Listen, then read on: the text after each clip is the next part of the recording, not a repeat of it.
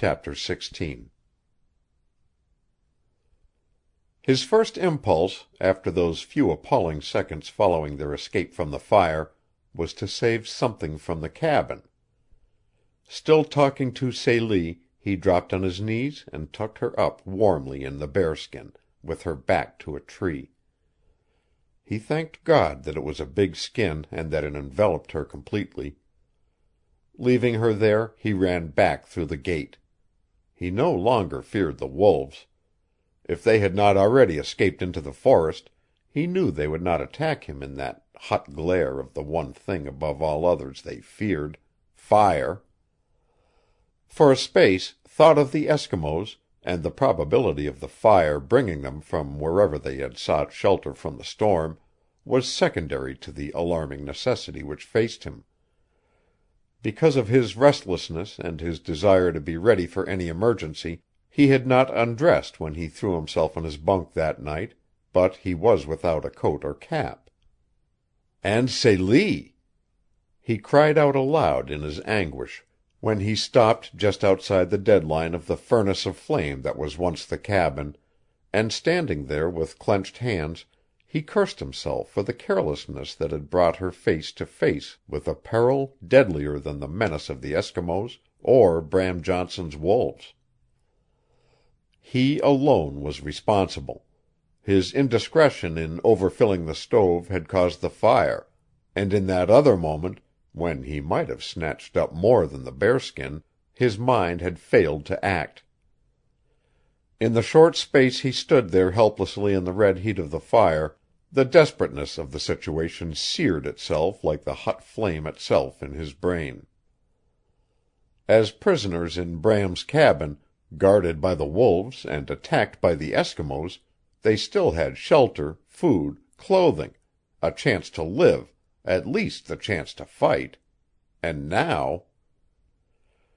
He put a hand to his bare head and faced the direction of the storm. With the dying away of the wind, snow had begun to fall, and with this snow he knew there would come a rising temperature. It was probably 20 degrees below zero, and unless the wind went down completely, his ears would freeze in an hour or two. Then he thought of the thick German socks he wore. One of them would do for a cap. His mind worked swiftly after that. There was, after all, a tremendous thrill in the thought of fighting the odds against him, and in the thought of the girl waiting for him in the bearskin, her life depending upon him utterly now. Without him she could not move from the tree where he had left her unless her naked feet buried themselves in the snow.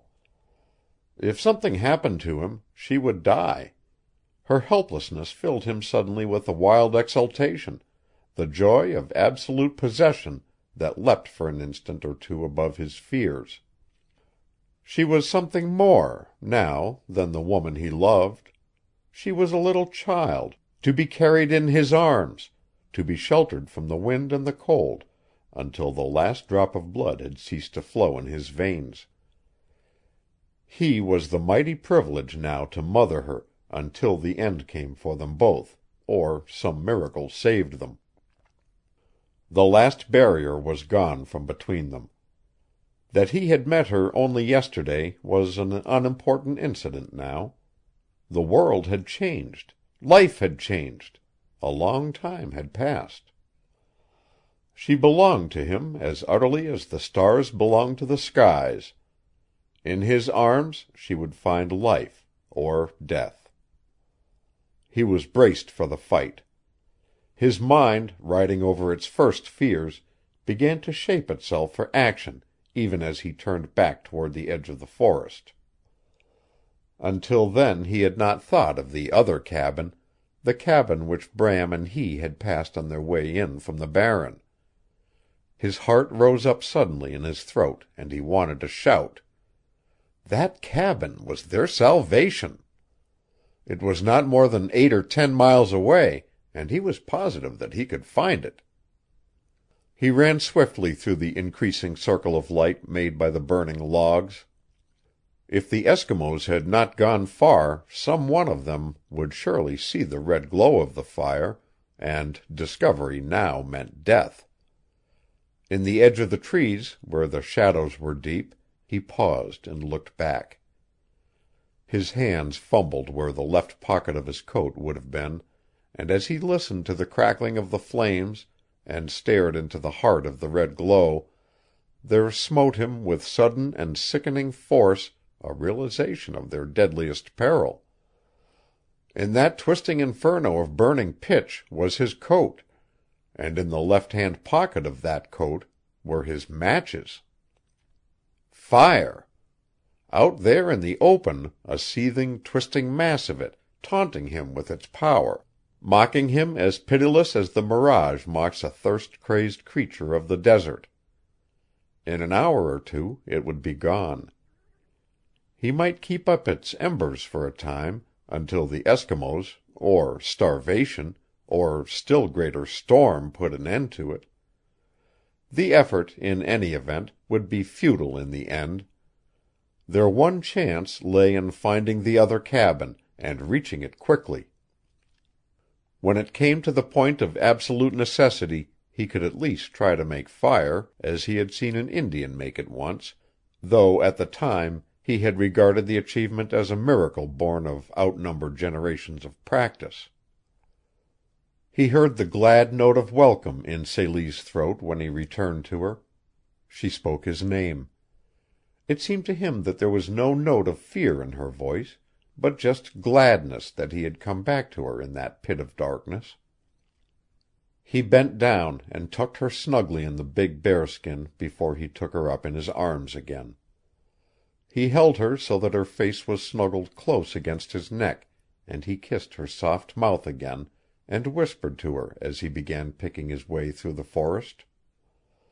His voice, whispering, made her understand that they must make no sound.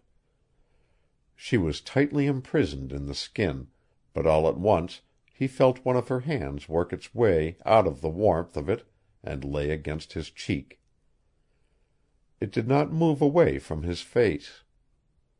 Out of her soul and body there passed through that contact of her hand the confession that made him equal to fighting the world.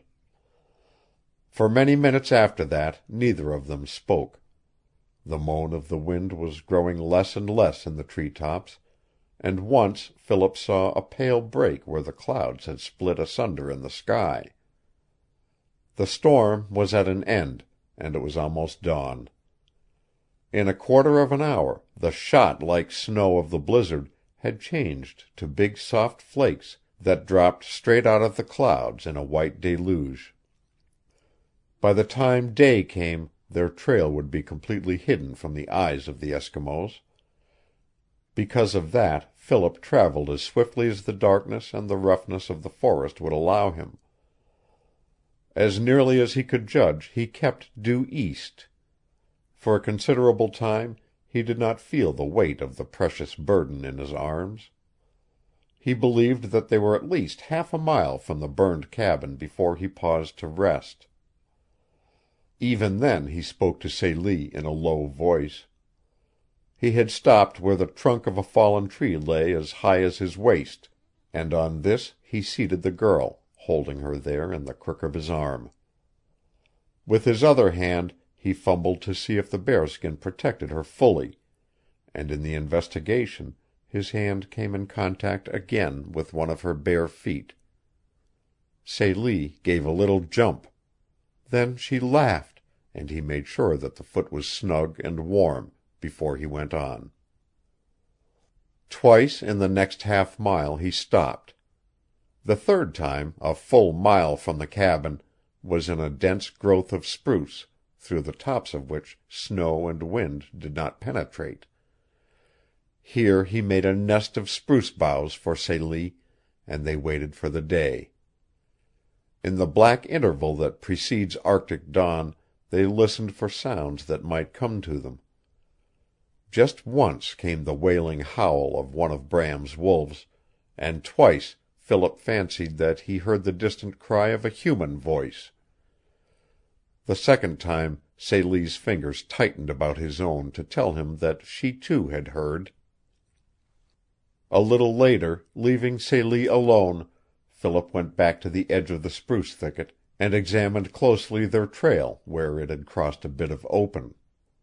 It was not half an hour old, yet the deluge of snow had almost obliterated the signs of their passing. His one hope was that the snowfall would continue for another hour. By that time there would not be a visible track of man or beast, except in the heart of the thickets. But he knew that he was not dealing with white men or Indians now. The Eskimos were night trackers and night hunters. For 5 months out of every 12 their existence depended upon their ability to stalk and kill in darkness. If they had returned to the burning cabin, it was possible, even probable, that they were close on their heels now. For a second time he found himself a stout club. He waited, listening, and straining his eyes to penetrate the thick gloom. And then, as his own heartbeats came to him audibly, he felt creeping over him a slow and irresistible foreboding, a premonition of something impending, of a great danger close at hand. His muscles grew tense, and he clutched the club, ready for action. End of chapter 16. Recording by Roger Moline.